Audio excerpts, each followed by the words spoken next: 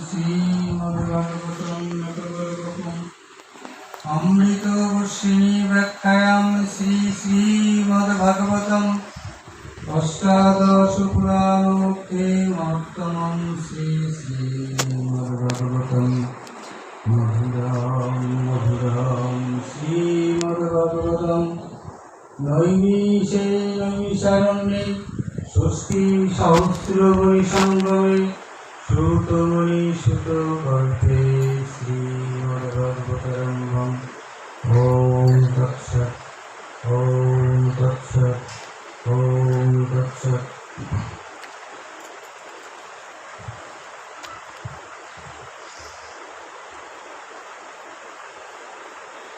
श्रीमद्भागवतम्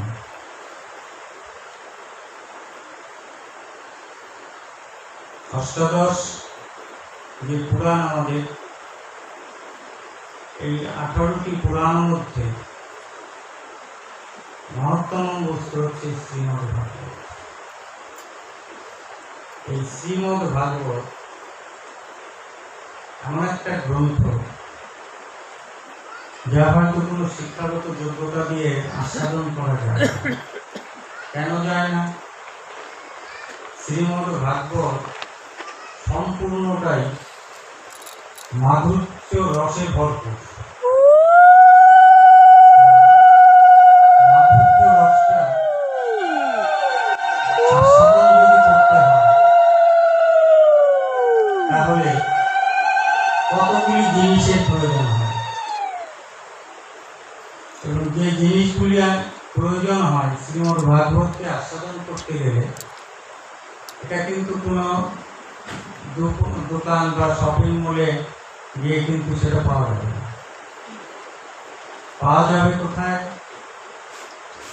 সাধু সঙ্গে। পাওয়া যাবে কোথায়? হরিনাম সংকীর্তনের মাঝে। পাওয়া যাবে কোথায়? শ্রী গুরু কৃপা। এই যে পাওয়ার বস্তুটা, সেই বস্তুটা আস্বাদনের জন্য কিন্তু কৃপা প্রয়োজন। তার কৃপা, শ্রী গুরুর কৃপা। কৃষ্ণ কৃপা যদিও হয়, গুরু কৃপা যদি না হয়, তার সকল সাধন ভজন যাবতীয় যা কিছু বৃথা যায় যদি গুরু কৃপা না হয়। সেই গুরু কৃপা পেতে হলে, কৃপা পেতে হলে, কৃপা শব্দে কি বোঝায়? করা, করে পাওয়া। আমি যতটা কর্ম করব, কোন কর্ম? আমার গোবিন্দের কর্ম। সেই কর্ম অনুযায়ী তিনি কৃপা বাড়ি বর্ষণ করবেন। সেই কৃপা পেতে গেলে নিজেকে কতগুলি গুণে ভরপুর করতে হয়। প্রথম, আভিজাত্য ত্যাগ, আত্মগরিমা ত্যাগ, আত্ম অহংকার ত্যাগ, পাণ্ডিত্য ত্যাগ, আভিজাত্য ত্যাগ, এবং সর্বোপরি হল আত্মসমর্পণ। আত্মসমর্পণ যতক্ষণ না পর্যন্ত আমাদের জীবের হবে গুরুচরণে, ততক্ষণ পর্যন্ত কিন্তু গোবিন্দের কৃপা বাড়িবে বর্ষণ হবে। আর যদি গুরু কৃপা হয় তবে ওই মাধুর্য রস কি বস্তু, এটা কিন্তু গুরু কৃপা করে সেটা আস্বাদন করা যায়। সেই মাধুর্য রস চোখে দেখা যায় না, অনুভব করা যায় না, কিন্তু এদিকে আস্বাদন করা যায়। কিসেরটা? কর্মেরটা। এই মাধুর্য রসকে আস্বাদন করতে গেলে এই যে আমরা সনাতন ধর্মাবলম্বী যারা আছি, আমাদের সকলেরই কিন্তু সব গ্রন্থ অধ্যয়ন করা প্রয়োজন। উপদেশগুলি কিন্তু ছোট বড় জাতি ভেদে প্রত্যেকের জন্যই কিন্তু সমান। সেখানে দেখা যায় যে সেই রসকে আস্বাদন করতে গেলে আত্মসমর্পণ যে জিনিসটা আমাদের প্রয়োজন হয়, সেই আত্মসমর্পণের ঘাটতি যখনই আমাদের জীবের মাঝে আসে, তখনই কিন্তু আমরা অধোগতি লাভ করি, ঊর্ধ্বগতিতে যেতে পারি না। সেই মাধুর্য রস আস্বাদনের জন্যই এই আমাদের গুরু আশ্রয়ের প্রয়োজন হয়। গুরু আশ্রয় যখন নেওয়া হয়, তখন গুরু পরখ করে সেই ভক্তকে সেই মাধুর্য রসের যে পথ, মাধুর্য রসের যে কিরূপ, সেটা কিন্তু গুরু কৃপা করে আস্বাদন করে। সেই মাধুর্য রসকে আস্বাদন করতে গেলে সে আত্মসমর্পণের প্রয়োজন, আভিজাত্য শূন্যের প্রয়োজন। কিন্তু আমরা যারা এই ভাগ্যহত কলির জীব আছি, আমরা মুখে অনেক রকম কথা বলি, কিন্তু প্রকৃত পক্ষে কি আমরা আত্মসমর্পণ করতে পেরেছি? অনেকে প্রত্যেকেই কিছু না কিছু আভিজাত্যে ভরে আছি। আমরা সুনাম পাবো, আমার সুনাম বৃদ্ধি হবে, আমি 10 জনের মাঝে উচ্চ আসনে বসবো, এই যে আভিজাত্যটা, এই যে আত্মহংকার, এতেই কিন্তু জীবের ধ্বংস। রাজা পরীক্ষিত প্রভুপাদ শুকদেব গোস্বামীর সম্মুখে উপস্থিত হয়েছে। কেন হয়েছেন? তিনি অভিশাপ শ্রমিক মুনি পুত্র শ্রেঙ্গী অভিশাপ দিয়েছিলেন। পিতার গলে মৃত সর্প দিয়েছে দেখে সেই শ্রমিক মুনি পুত্র সবেমাত্র তার উপকৃত হয়েছে, সে কিন্তু অভিশাপ দিয়েছে। পিতার অবমাননা সইতে না পেরে 7 দিবস পরে তক্ষকে দংশিত, যে তার পিতাকে অবমাননা করেছে। অভিশাপ, ব্রহ্ম অভিশাপ কখনো ঠান্ডা হবে না। দেখা গেল সেই শ্রমিক মুনির আদেশ নিয়ে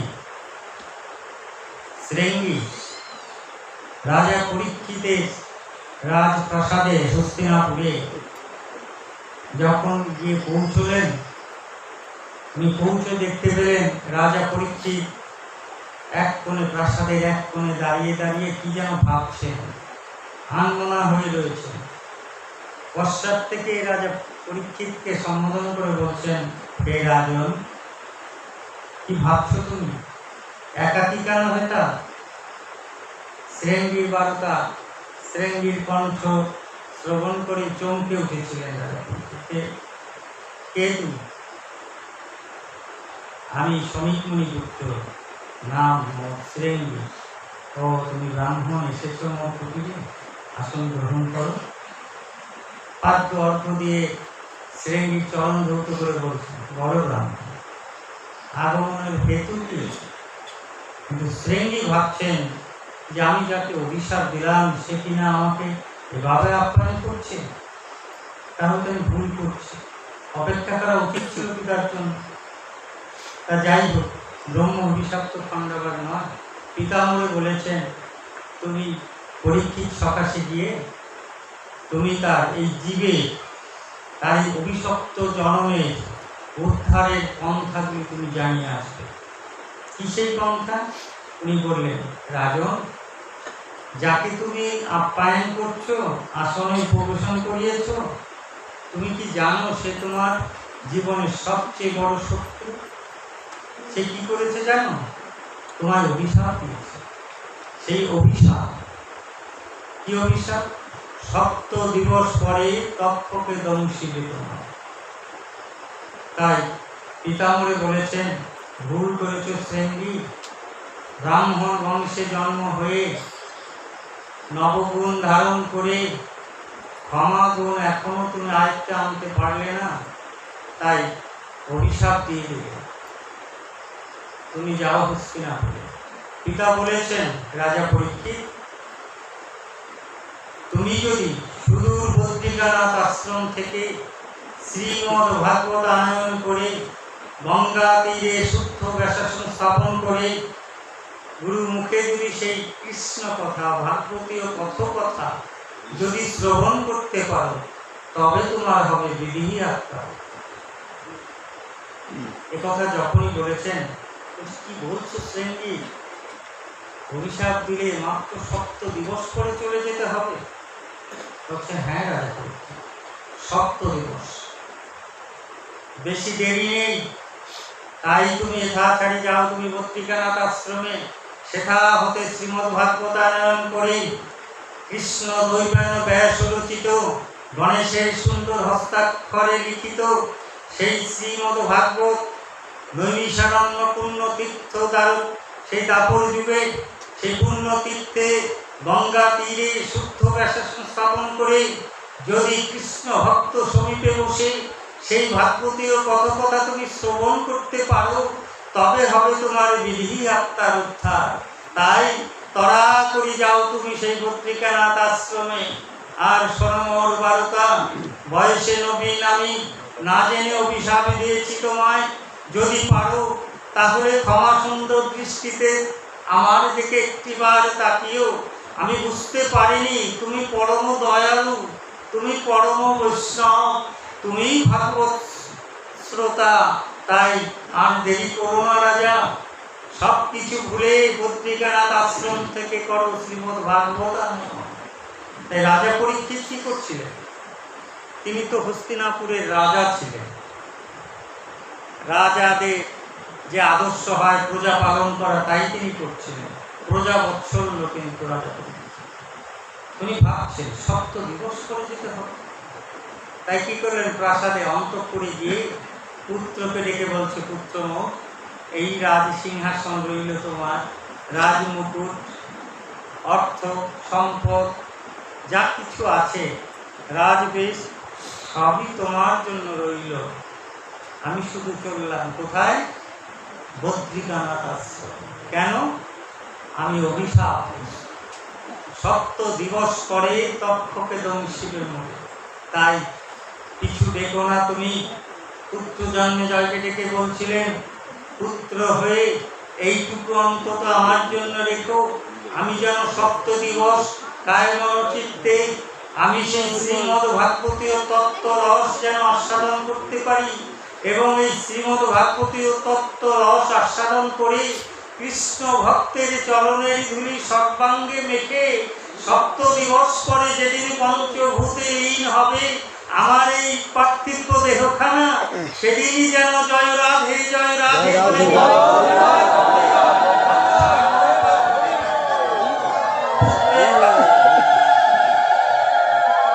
পুত্রের কাছে তিনি বলছিলেন, পিতা তুমি প্রাসাদে রবে, যেতে নাহি দেব আমি তোমার। বলছে পুত্র মোর, যেতে নাহি দেব সকলেই কয়, তবু যেতে দিতে হয় সকলেই। তাই পিছু দেখো না মরে, দূর থেকে যদি পারো রাজা পরীক্ষিতকে একটু নির্বিঘ্নে কৃষ্ণ কথা শ্রবণের সুযোগটুকু করে দিই। তা যখন এমনি করে রাজা পরীক্ষিত যখন পুত্র জন্মেজয়কে বলছিলেন, সব কিছু ছেড়ে তিনি গেছিলেন কোথায়? বদ্রিকানাথ আশ্রম। তালের পাতায় তখন শ্রীমদ্ ভাগবত লেখা ছিল। সেই শ্রীমদ্ ভাগবত আনয়ন করে গঙ্গা তীরে নৈমিষারণ্য দাপরীয় যুগের একটা শ্রেষ্ঠ তীর্থ, সেখানে বালুকাময় আসন, কোনো কার্পেট নেই, বালুকাময় আসন পরিবেশন করে কৃষ্ণ ভক্ত সমীপে, কৃষ্ণ ভক্ত কারা? ৬০ সহস্র মুনি সঙ্গমে নৈমিষারণ্য তীর্থক্ষেত্র। সেখানে যে মুনি ঋষি তাপস যারা ছিলেন, ৬০,০০০ মুনিপুত্র মুনিকন্যা সকলের সমীপে বসে তিনি সর্বাগ্রে, সকলের অগ্রে তিনি আসন গ্রহণ করেছিলেন। আসন গ্রহণ করেছিলেন কেন? কেননা জ্বালাটা তো তার, কৃষ্ণ ভক্ত সমীপে তো তিনি বসেছেন, কিন্তু সকলের অগ্রে। তিনি রাজা, আস্তার রাজ বেশ নেই, রাজমুকুট নেই, সেই অলঙ্কার নেই, বড়লগ্নকৃত বাসে তিনি ওই নৈমিষারণ্যের ধূলি আসনের উপর প্রবেশন করেছেন, সকলের অপরে। আর রাজা পরীক্ষিতের অপরে কে রয়েছেন? প্রভুপাদ ও শুকদেব গোস্বামী, তিনি রয়েছেন। আসনও প্রবেশন করেছেন প্রভুপাদ। রাজা পরীক্ষিত বলছেন, প্রভু তোমার হেন গুণনিধি আমি কাছে পেয়েও আমি একটিবার তোমার সঙ্গ করবার সুযোগ আমি করি, একটিবার তোমার সকাশে বসে একটু কৃষ্ণ কথা, সাধু কথা আস্বাদন করতে পারি। আজ যখন আমার সমস্ত ভুল ভাঙল, তোমার কথা আমার ঠিক মনে পড়ল। যখন মনে পড়লো তোমার কথা, তাকিয়ে দেখি আমার বেলা তো বেশি নাই। সপ্ত দিবস পরে তক্ষকে দংশিবে। যদি তক্ষকে দংশন করি, তাহলে কি করে আমি শ্রবণ করব শ্রবণ ইন্দ্রিয়ের দ্বারা সেই সাধু কথা? এই দুটি আঁখি দিয়ে কি করে সাধুরূপ দর্শন করব, কি করে কৃষ্ণ ভক্ত দর্শন করব? সময় তো বেশি নেই। দুটি হস্ত রয়েছে সপ্ত দিবস পরে, আর তো সেই হস্তে চালনা শক্তি থাকবে না।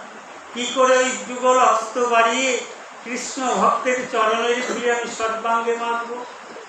তাই বেলা ডুবে যায়, রবিও ডুবে যায়, দিবা অবস্থা। রাজা পরীক্ষিতের জীবনে সময় আর নেই প্রভু। তাই কহো কহো কৃষ্ণ কথা, লহো কৃষ্ণের নাম, তরিতে তরাও প্রভু দিয়া তোলে। তুমি সেই হরিনাম দিয়ে আমাকে উদ্ধার করো। চারিদিকে তাকিয়ে দেখি আপন জন বলতে যারা আছে বা ছিল, আজ আমার অসমের সাথী তারা কেউ হলো না। সকলেই বলে যেতে নাহি দেব, কিন্তু সাথের সাথী কেউ হলো না।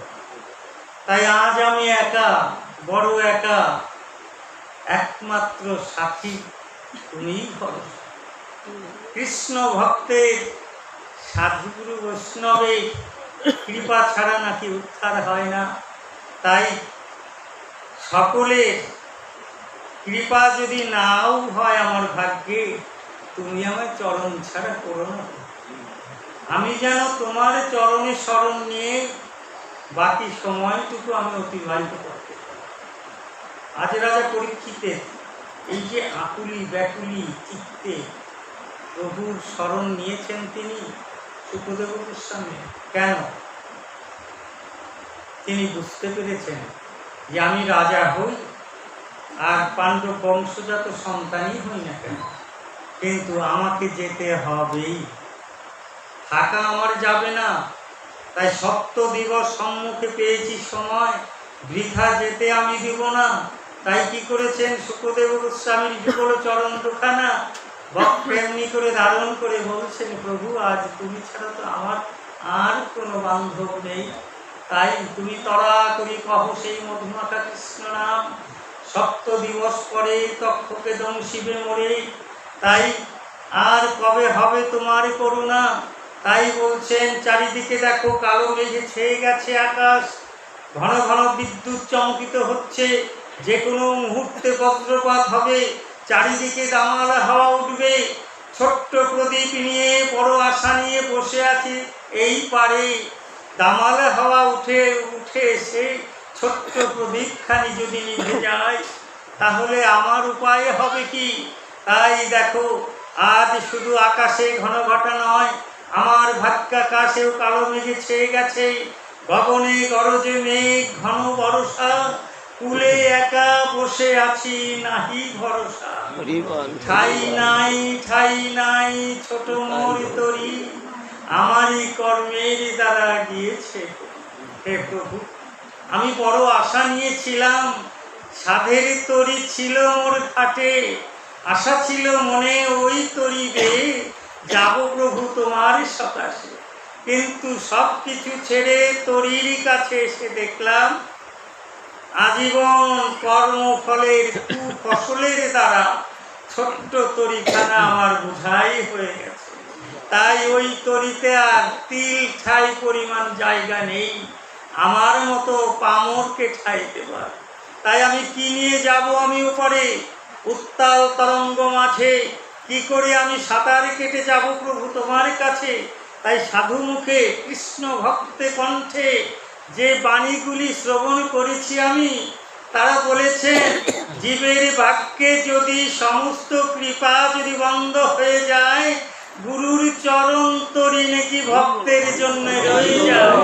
তাই তাই প্রভু আশা আছে মনে, আমি ওই গুরুর চরণ তরিতে আশ্রয় নিয়ে আমি জয় রাধে কীর্তন করতে করতে ভবসাগরে পার হব। আর কোনো আশা নেই মোর মনে। তাই এই যে রাজা পরীক্ষিত বলছেন, কিছুক্ষণ পূর্বেও কিন্তু তিনি ছিলেন হস্তিনাপুর অধিপতি রাজা। এই যে রাজা পরীক্ষিত বললেন, ভাবুন, কথাগুলি ভাববেন। এই যে শ্রীমদ্ ভাগবত কোনো মানে উপন্যাস বা নাটক নভেলের গল্প কিন্তু নয়। শ্রীমদ্ ভাগবতটা হলো সম্পূর্ণ আস্বাদনের বস্তু। শ্রীমদ্ ভাগবত কথকথা পাঠ, শ্রীমদ্ ভাগবত গান নয়। সুর তাল ছন্দ দিয়ে যেটা হয় তাকে বলে গান।